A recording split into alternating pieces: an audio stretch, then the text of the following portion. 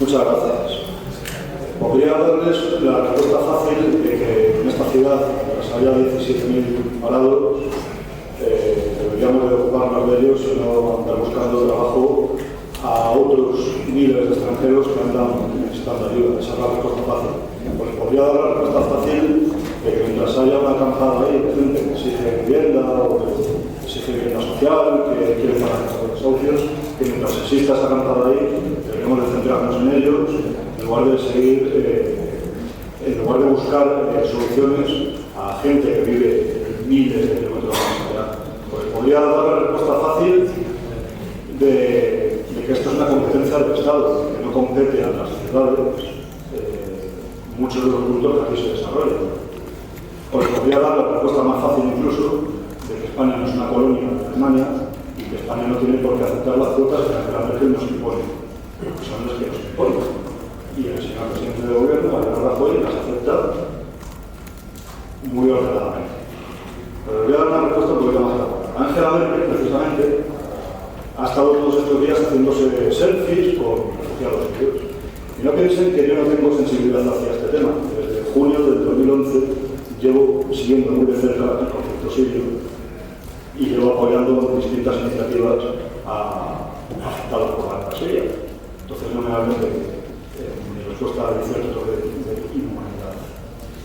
Angela Merkel, como les decía, ha estado durante varias semanas haciéndose selfies con los refugiados, haciendo que determinadas poblaciones se les recibiera con caramelos, con girasoles, aceptando globos.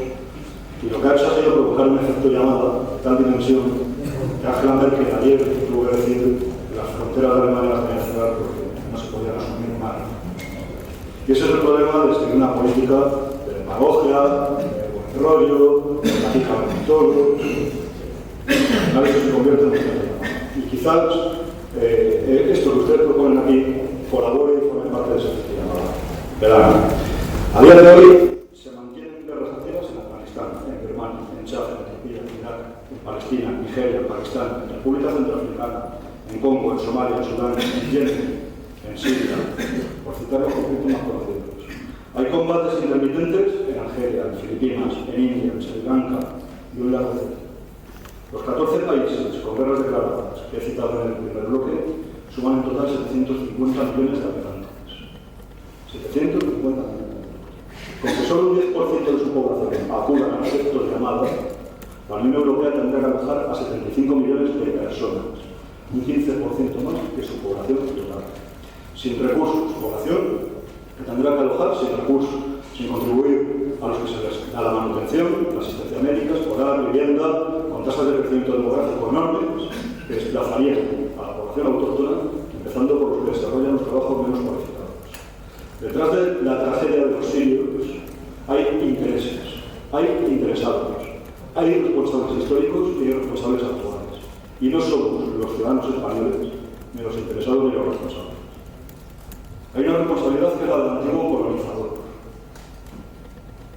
Una de las eternas culpas que se le echan a Europa es la de haber sido la colonizadora de determinados países en su momento. En base a la supuesta responsabilidad que implica haber sido el colonizador y no haber descolonizado correctamente, se genera un supuesto sentimiento de culpa, que tenemos todos aquí, por todo lo que pasa en una antigua colonia, aunque se haya independizado hace 200 años. Pero en el caso de Siria, la presencia europea, en concreto franceses y británicos, se limitó a 30 años, de 1918 a 1946. Un mero lapso de tiempo hasta la independencia del país. Pero el verdadero colonizador y opresor fue Turquía durante 4 siglos, de 1516 a 1918. Ni dio tiempo a explotar el territorio por parte de los europeos, ni la intervención en Siria tuvo esa finalidad, ya que se trató de un paso en la definición del imperio turco tras la Primera Guerra Mundial.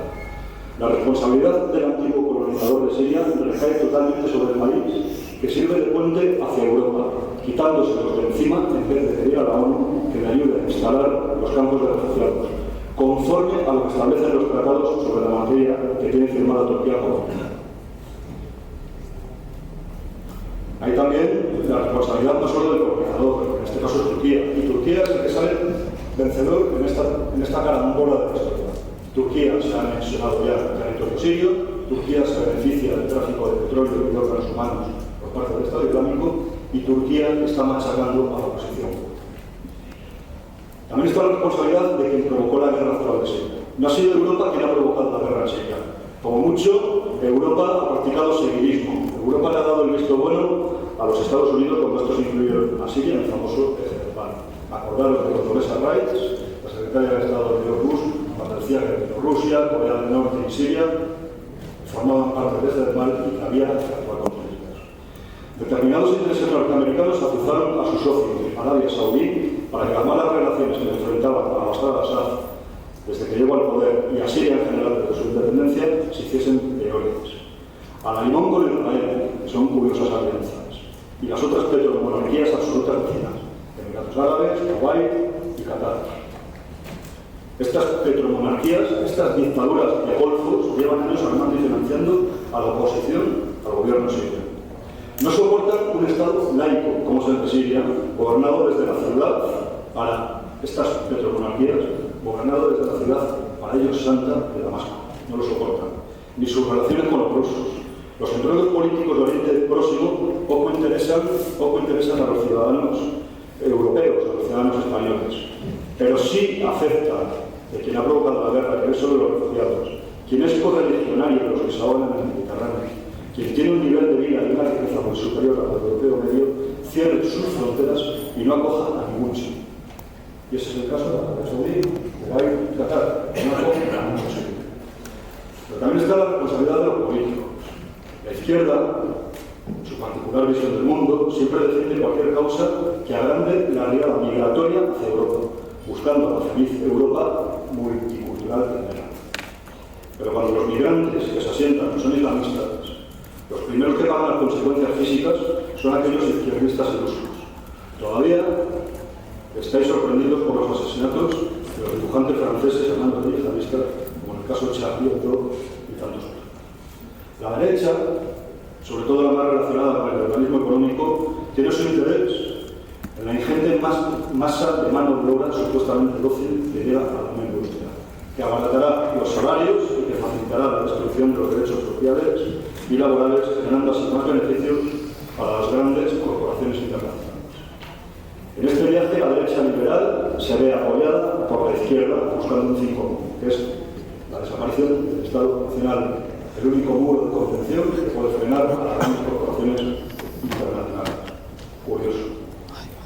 Pero también están los intereses económicos. El gobierno alemán está sorprendiendo a sus socios de la Unión con su postura excesivamente samaritana hacia los refugiados.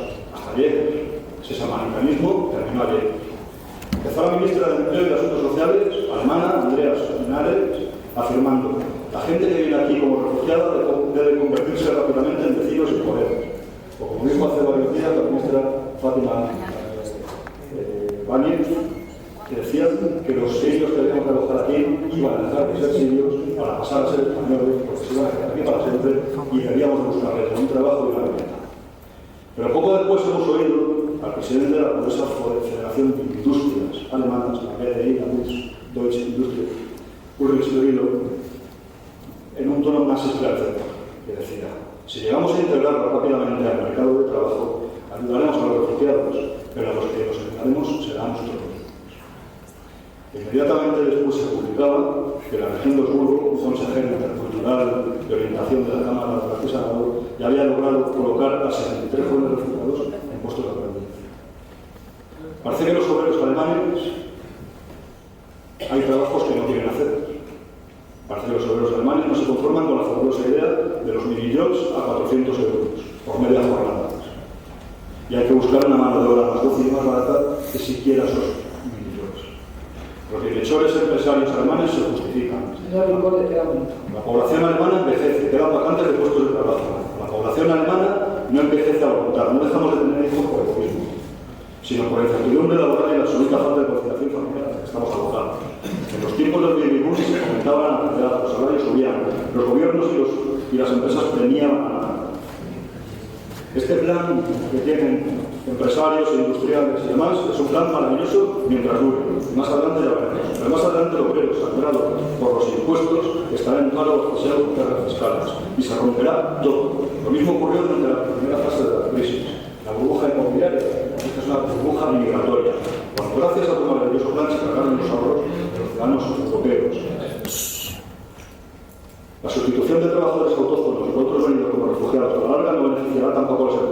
Cuando pase el tiempo, los inmigrantes querrán las mismas condiciones laborales que los demás. Entonces será cuando el capitalismo necesitará otra nueva avalancha humana. Y si no, tiempo. ¿Cuál es la solución lógica? No se trata de demostrar humanidad acogiendo una tierra de refugiados procedentes de más allá de 5.000 kilómetros, que no nos corresponde a nosotros, corresponde a los países vecinos. No podemos acoger a los 75 posibles millones de refugiados de las 14 guerras que se están produciendo en el mundo. La ONU sirve para pocas cosas, pero en el caso de la ONU, acumula una experiencia clara. He quitado la palabra a una persona del equipo de gobierno porque quería aplicar su política. Déjeme que le dé solución. Acabe, por favor, ya. Hablen con la altura como una experiencia que ahora se debería aprovechar. Aconsejan alojar a los refugiados en regiones cercanas a sus lugares de origen, con una población similar en religión y en cultura. Reclama la responsabilidad de quien ha generado el conflicto y solicita a sus miembros la ayuda necesaria para el conflicto.